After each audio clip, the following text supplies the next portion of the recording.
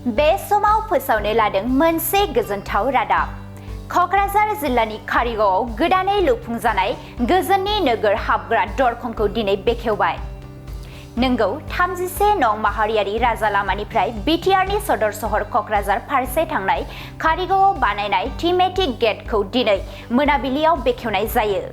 आरो बे समायना हाबग्रा दरखंखौ बिटिआरनि गाहाय खुंगिरि प्रमद बर' आरो केबिनेट मन्थ्रि उरखावगोरा ब्रह्ममोननि आखाइजोंनो बेखेवनाय जायो। गोजोननि नोगोर हाबग्रा दरखं थीमेटिक गेटनि बागै बिटिआरनि गाहाय खुंगिरि प्रमद बर'आ बुंदों दि क'क्राझारनि कारिगावआव थीमेटिक गेटखौ लुफुंनायनि जोबोद गोनांमोन, मानोना बिटिआरनि सदर सहर क'क्राझार फारसे थांनो एबा बड'लेण्ड सेक्रेटारियेटसिम थांनो थाखाय बेयाव जेबो सिन एबा नेरसोन होनाय गैयामोन। रायजो राजा एबा दावबायारिफोरा मिथिनो एबा नायनो थाखाय जेबो गैयामोन। क'क्राझारा जिहेतु बड'लेण्डनि राजथावनि एबा गाहाय थावनि, बेनि थाखायनो क'क्राझार नोगोर फारसे हाबग्रा एबा थांग्रा गाहाय लामायाव थीमेटिक गेटनि गोनांथार होननानै लुफुंनानै दिनै बेखेवनाय जाबाय होननानै खौरांगिरिनि सिगाङाव बुंथियो गाहाय खुंगिरि प्रमद बर'आ।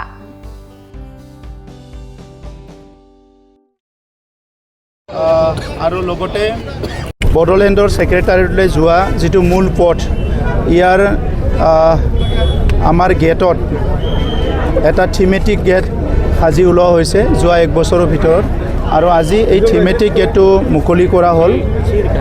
আৰু এই থিমেটিক গেটটো অতিকৈ দৰকাৰ আছিলে, কাৰণ কোকৰাঝাৰত চহৰলৈ যাবৰ কাৰণে বা বড়োলেণ্ডৰ ছেক্ৰেটাৰিয়েটলৈ যাবৰ কাৰণে ইয়াত কোনো ইণ্ডিকেশ্যন নাছিলে বা মানুহৰ কাৰণে জানিবৰ কাৰণে বা দেখিবৰ কাৰণে একো নাছিলে।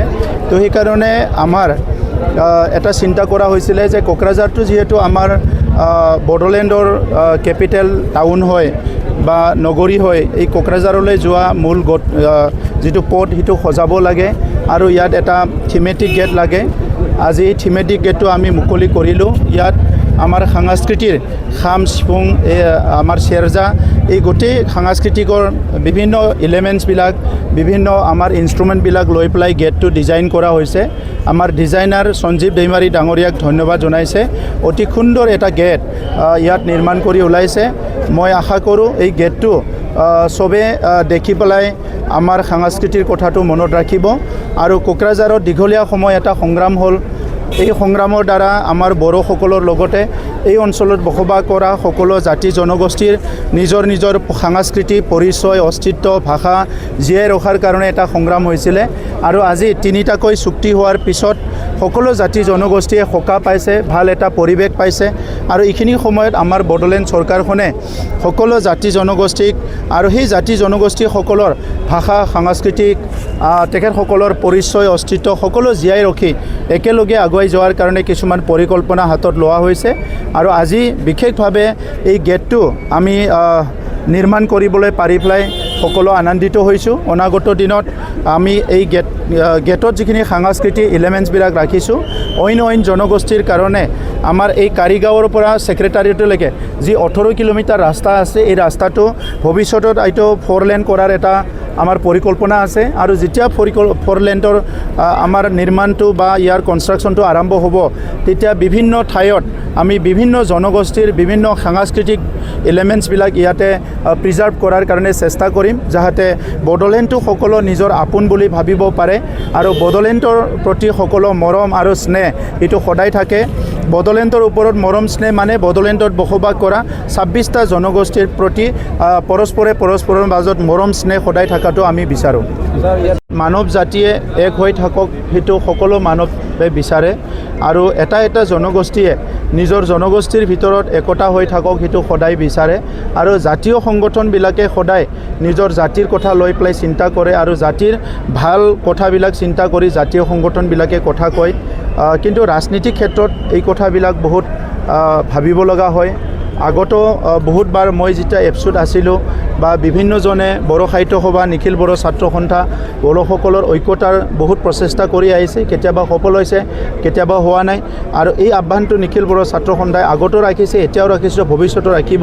আমি ইয়াৰ ওপৰত সকলো চিন্তা চৰ্চা কৰিম যে ভৱিষ্যতত কেনেকৈ আমি একত্ৰিত হৈ আগবাঢ়ি যাব পাৰোঁ। ঠাই আছে ইয়াৰ কাৰণে লিখিব পৰা নাই কিন্তু ইয়াৰ বোথ সাইড এটা সাইনবোৰ্ড লগোৱা হ'ব গ্লো সাইনবোৰ্ড য'ত বড়ো আৰু অসমীয়া শব্দৰে ইটো দিনে ৰাতি দেখা পোৱা এটা গ্লো সাইন কৰি পেলাই ইয়াৰ মানে গেটত মানে ইটো লিখা হ'ব আজিৰ ইস্যুত আমি বহুখিনি বিষয় আলোচনা কৰাৰ লগতে 4টাকৈ বিষয় অহাকালি আমি এছেম্বলিত আলোচনা কৰিম আৰু সেই বিষয়ৰ ভিতৰত আমাৰ খৰাং যিটো দ্ৰোধ হৈ আছে ইয়াৰ বিষয়টো আমি লৈছোঁ আমাৰ অঞ্চলত যিটো দৰিদ্ৰ সীমাৰেখাৰ তলৰ পৰিয়ালবিলাকৰ তেখেতসকলৰ যিটো ইনকাম এইটো কেনেকৈ আমি বাঢ়াব পৰা যায় ইয়াৰ ওপৰত এটা চিন্তা চৰ্চা কৰিছোঁ আমি এইটো অহাকালি আলোচনা কৰিম আৰু ইয়াৰ লগতে আমাৰ অঞ্চলৰ পৰা মাজে মাজে বহুত ল'ৰা ছোৱালী ট্ৰাফিকিঙৰ ভিক্টিম হয় সেইসকলৰ কাৰণেও কিছুমান কথা আমি আনিছোঁ আৰু ইয়াৰ লগতে আৰু ইম্পৰ্টেণ্ট কিছুমান কথা আমি আলোচনা কৰিছোঁ আমাৰ এপইণ্টমেণ্ট হ'বলৈ গৈ আছে আৰু বেলেগ বেলেগ ইস্যু আছে মাটি বাৰীৰ সমস্যাবিলাক আছে সেইবিলাক লৈ পেলাই আলোচনা কৰিছোঁ অহাকালি এছেম্বলি হোৱাৰ পিছত আপোনালোকক গোটেই কথা বিতংভাৱে জনোৱা হ'ব